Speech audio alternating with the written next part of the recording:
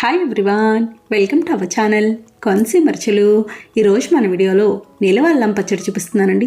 చాలా రుచిగా ఉంటుంది, చాలా సింపుల్గా చేసుకోవచ్చు. అది కూడా ఎండలో పట్టే పని లేకుండా అప్పటికప్పుడు సింపుల్గా చేసుకోవచ్చు. అల్లం పచ్చడి ఒక్కొక్కరు ఒక్కొక్కలా చేస్తూ ఉంటారు కదండి. మేము ఎలా చేస్తామో చూపిస్తాను. ఒకసారి ఈ కొలతలతో ఈ విధంగా చేసి చూడండి. మొదటిసారి చేసేవాళ్ళు కూడా ఈజీగా చేసుకోవచ్చు. అన్ని రకాల టిఫిన్స్కి బాగుంటుంది. నిలవ అల్లం పచ్చడికి అల్లాన్ని ముందుగా పైన పొట్టు తీసుకొని పొట్టు తీసిన తర్వాత బాగా కడుక్కోవాలి. కడుక్కున్న అల్లాన్ని ఏదైనా క్లాత్ పైన ఆరబెట్టుకోవాలి. పూర్తిగా తడి ఆరిన తర్వాత ఇలా చిన్న ముక్కలుగా కట్ చేసుకోవాలి. నేను ఈ గిన్నెతో అరగిన్నె అల్లం ముక్కలు తీసుకున్నాను. ఇది గ్రాముల్లో చూసుకుంటే 100 గ్రాముల అల్లం ముక్కలు. అరగిన్నె అల్లం ముక్కలకి అదే గిన్నెతో అరగిన్నె చింతపండు తీసుకోవాలి. పులుపు కరెక్ట్గా సరిపోతుంది. ఇది కూడా గ్రాముల్లో చూసుకుంటే 100 గ్రాముల చింతపండు. అల్లం చింతపండు రెండు సమానంగా తీసుకోవాలి. అలాగే చింతపండులో గింజలు పీచు ఏమన్నా ఉంటే తీసేసుకోవాలి. ఇప్పుడు ముందుగా పోపు పెట్టుకుందాం. పోపు కోసం స్టవ్ ఆన్ చేసి ప్యాన్ పెట్టి మనం ఏ గిన్నెతో అయితే అల్లం చింతపండు తీసుకున్నామో అదే గిన్నెతో అరగిన్నె వేరుశనగ నూనె వేసుకోవాలి. కరెక్ట్గా సరిపోతుంది. నిలవ పచ్చడి కాబట్టి వేరుశనగ నూనె అయితే బాగుంటుంది. నూనె వేడయ్యాక 1 స్పూన్ జీలకర్ర, 1 స్పూన్ ఆవాలు, ఎండుమిర్చి ముక్కలు, ఎండుమిర్చి 5 కాయలు, కొద్దిగా కరివేపాకు, 1/2 స్పూన్ ఇంగు వేసి వేయించుకోవాలి. మేము నిలవ అల్లం పచ్చడికి వెల్లుల్లి వేయమండి, అందుకని ఇంగు వేసాను. ఒకవేళ మీరు వెల్లుల్లి కావాలి అనుకుంటే వేసుకోవచ్చు. చూడండి, పోపు ఇలా వేగింది కదా. ఇప్పుడు స్టవ్ ఆఫ్ చేసుకోవాలి, బాగా చల్లారాలి. ఇప్పుడు ఇంకొక ప్యాన్ పెట్టి ధనియాలు జీలకర్ర వేయించుకోవడానికి సరిపడా నూనె వేసుకోవాలి. ఇది కూడా వేరుశనగ నూనె, కొంచెం వేసుకుంటే సరిపోతుంది. నూనె వేడయ్యాక 2 స్పూన్ల ధనియాలు, 1 స్పూన్ జీలకర్ర వేసి మీడియం ఫ్లేమ్లో వేయించుకోవాలి. అల్లం పచ్చడికి ధనియాలు ఖచ్చితంగా వేసుకోవాలండి. టేస్ట్ చాలా చాలా బాగుంటుంది. చూడండి, ఇలా బాగా వేగినాయి కదా. ఇలా వేగితే సరిపోతుంది. ఇప్పుడు ఇవి మిక్సీ జార్లోకి తీసుకోవాలి. ఇప్పుడు అదే ప్యాన్లో అల్లం ముక్కలు వేయించుకోవడానికి సరిపడా నూనె వేసుకోవాలి. ఇది కూడా వేరుశనగ నూనె. ఈ నూనెకి కొలత ఏమి ఉండదండి. ముందు కొంచెం నూనె వేసుకోండి. అంతగా నూనె తక్కువైంది, అల్లం ముక్కలు సరిగ్గా వేగట్లేదు అనుకుంటే మళ్ళీ చూసి వేసుకోవచ్చు. నూనె వేడయ్యాక అల్లం ముక్కలు వేసి మీడియం ఫ్లేమ్లో పచ్చివాసన పోయే వరకు వేయించుకోవాలి. అల్లం వేగడానికైతే కాస్త టైం ఎక్కువే పడుతుంది. ఇలా కలుపుతూ ఉండాలి, సమానంగా వేగుతాయి. చూడండి, ఇలా బాగా వేగినాయి కదా. ఈ రంగు రావాలి, కొంచెం క్రిస్పీగా వచ్చినట్టు ఉంటాయి. ఇలా వేగితే అల్లం బాగుంటుంది.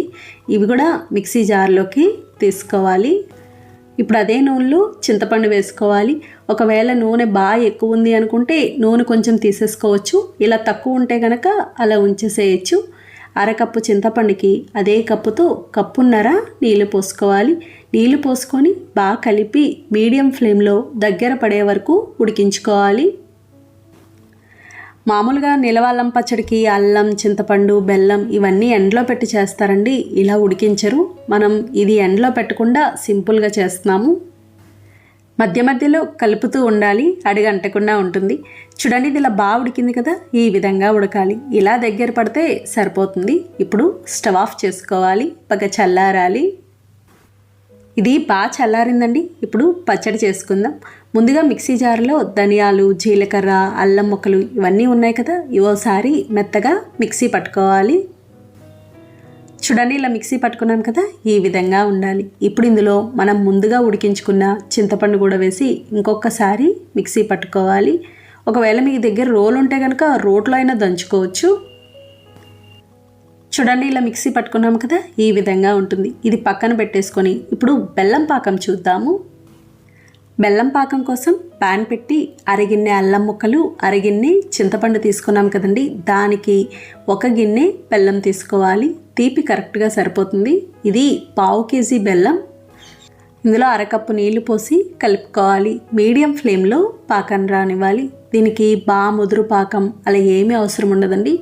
చూడండి, బెల్లం కరిగి మరుగుతూ మొదలైంది కదా. కాస్త చిక్కబడినట్టయితే సరిపోతుంది. ఇలా కొంచెం చిక్కబడాలి. మీకు అంతగా డౌట్ ఉంటే ఇలా నీళ్ళల్లో వేసైనా చూసుకోవచ్చు. చూడండి, కొంచెం దగ్గర పడినట్టు అవుతుంది. ఇలా వస్తే సరిపోతుంది. ఇప్పుడు స్టవ్ ఆఫ్ చేసుకోవాలి. అదైనా మనకి పచ్చడి నిల్వ ఉండడం కోసమే ఇలా పాకం పడతాము. అలాగే అల్లం పచ్చడికి బెల్లం కాస్త ఎక్కువే పడుతుంది, లేదంటే మీకు పచ్చడి జిగురుదనం ఉండదు, రుచి ఉండదు.